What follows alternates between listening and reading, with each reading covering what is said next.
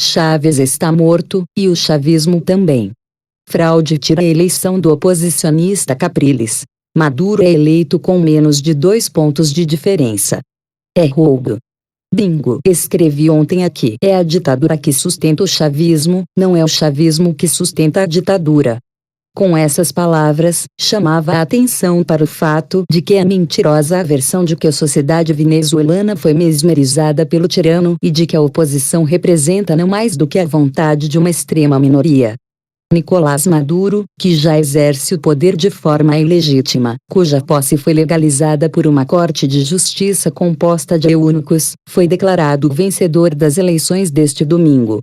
Com pouco mais de 99% da apuração concluída, obteve 50,66% dos votos, contra 49,07% do oposicionista Henrique Capriles, que não reconheceu o resultado e pediu a recontagem do total de votos, não de apenas uma parte. Os oposicionistas dizem ter recebido mais de 3.000 denúncias de fraudes, vindas de todo o país.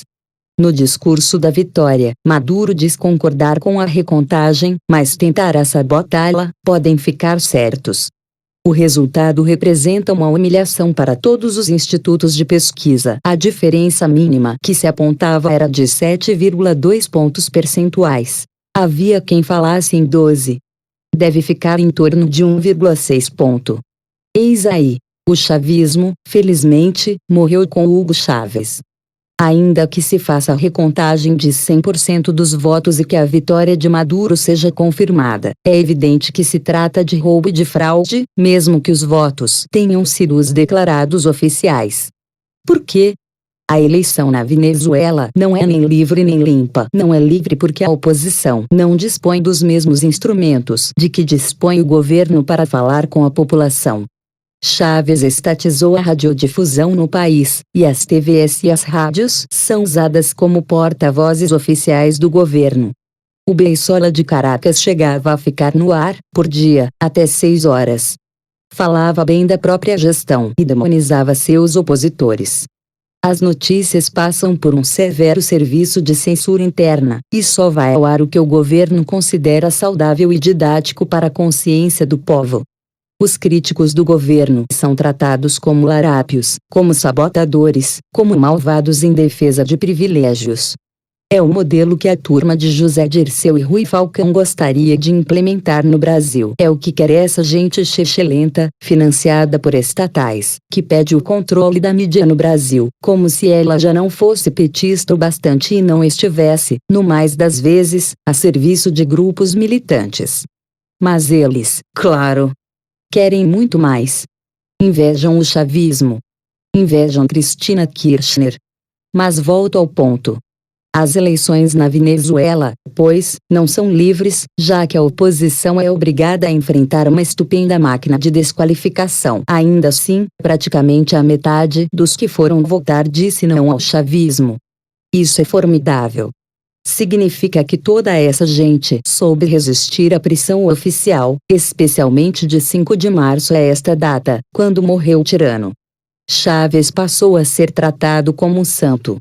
Declarou-se não apenas a sua imortalidade. Falou-se também na sua ressurreição. Quem se encarregou da peça publicitária indecorosa foi João Santana, o marqueteiro do PT. Uma emissora estatal fez um desenho animado com a sua chegada ao céu. No céu do bolivarianismo, um monte de heróis latino-americanos divide uma choupana. Dante encontra a Beatriz para conduzi-lo no paraíso. A gente teria de se apertar, numa cabana, entre outros, com Chávez, Guaicaipuro, Sandino, Allende, Evita, Simão Bolívar e Che Guevara, que detestava tomar banho, daí o apelido de Chancho, o porco, o fedorento, o porco fedorento. Se o céu é isso aí, podem me mandar para o inferno. A choupana, eu já conheci na terra, mas com banho, que a gente pode, sim, ser pobre e limpinho e não matar ninguém, coisa que a esquerda ilustrada não sabe. A oposição também tem de enfrentar uma formidável máquina assistencialista. Chávez transformou a Venezuela num país dependente exclusivamente do petróleo, destruiu a indústria, arrasou a agricultura e passou a distribuir caraminguás da renda do óleo às populações mais pobres. É a sua versão do Bolsa Família. Só que essa distribuição de benesses é controlada por milícias armadas que dominam as áreas mais pobres do país. A degeneração social é de tal sorte que Caracas é hoje uma das cidades mais violentas do mundo, com, atenção, 122 mortos por 100 mil habitantes. A taxa, no Brasil, já é escandalosa, fica em torno de 25. Mata-se em Caracas 10 vezes mais do que em São Paulo e 4 vezes mais do que no Rio. O Chaves amado pelas massas, e, consequentemente, o chavismo supostamente invencível, é fruto da propaganda oficial. Se as oposições pudessem disputar em condições de igualdade e se houvesse imprensa livre no país, essa canalha já teria sido varrida do poder há muito tempo. Até porque a Venezuela continuará em espiral negativa porque o governo está infiltrado de delinquentes, alguns deles procurados internacionalmente por envolvimento com o tráfico de drogas. Parte da cocaína que circula hoje nos Estados Unidos e no Brasil tem origem na Venezuela, que dá abrigo e apoio material aos narcoterroristas das Farc. É esse o governo para o qual Lula gravou um vídeo emprestando seu apoio entusiasmado. Se as eleições não são livres, também não são limpas. As milícias chavistas assombram os locais de votação e aterrorizam os eleitores, especialmente os mais pobres. Assim, a Venezuela é hoje um país governado por uma súcia autoritária, evada de criminosos. Sim. Se tiverem curiosidade, pesquisem sobre as denúncias feitas pelo juiz venezuelano Eladio Ramon a ponte. Ele era nada menos que o presidente do Superior Tribunal de Justiça, o STF da Venezuela, e um dos pilares do chavismo no judiciário.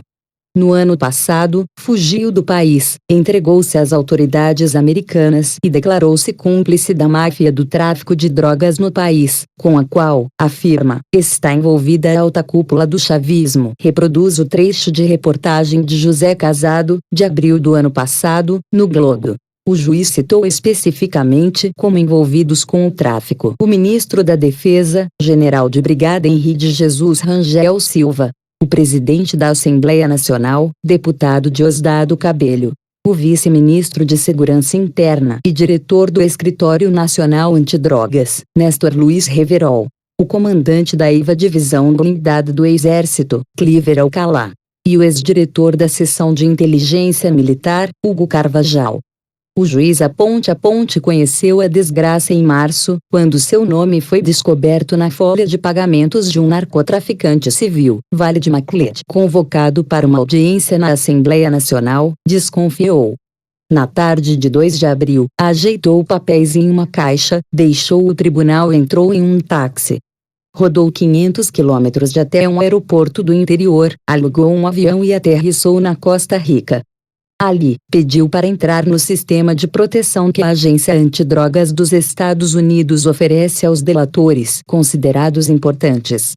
Eis aí o governo que conta com o integral apoio do Brasil. Lula gravou um vídeo em apoio a Maduro, e Dilma deu um golpe no Mercosul, com o apoio de Cristina Kirchner, para afastar o Paraguai e levar para o bloco essas flores do bem. A Venezuela disse não, a despeito da propaganda, a despeito das mistificações, a despeito da truculência, a despeito da violência. Metade dos eleitores, mesmo na contagem chavista, disse não à continuidade do regime. Numa democracia, essa canalha não teria chance. Eis aí porque é preciso ficar atento e cuidar dos marcos legais institucionais. As modernas ditaduras na América Latina, reitero, não se instalam com tanques, mas com golpes legais, como os que Chávez foi aplicando em seu país de maneira dedicada e meticulosa. Nesta semana, o PT dá início a uma campanha em favor do financiamento público de campanha. É uma tentativa de, por intermédio de um golpe legal, garantir a permanência do PT no poder ainda que, um dia, o povo não queira. Vejam o caso da Venezuela. É claro que a maioria da população não quer mais o chavismo se puder escolher seu destino de modo soberano. Chávez está morto. O chavismo sobreviveu pouco mais de um mês e morreu também. Nicolás Maduro é só um cadáver adiado, o último suspiro de um delírio totalitário na América Latina. Por Reinaldo Azevedo.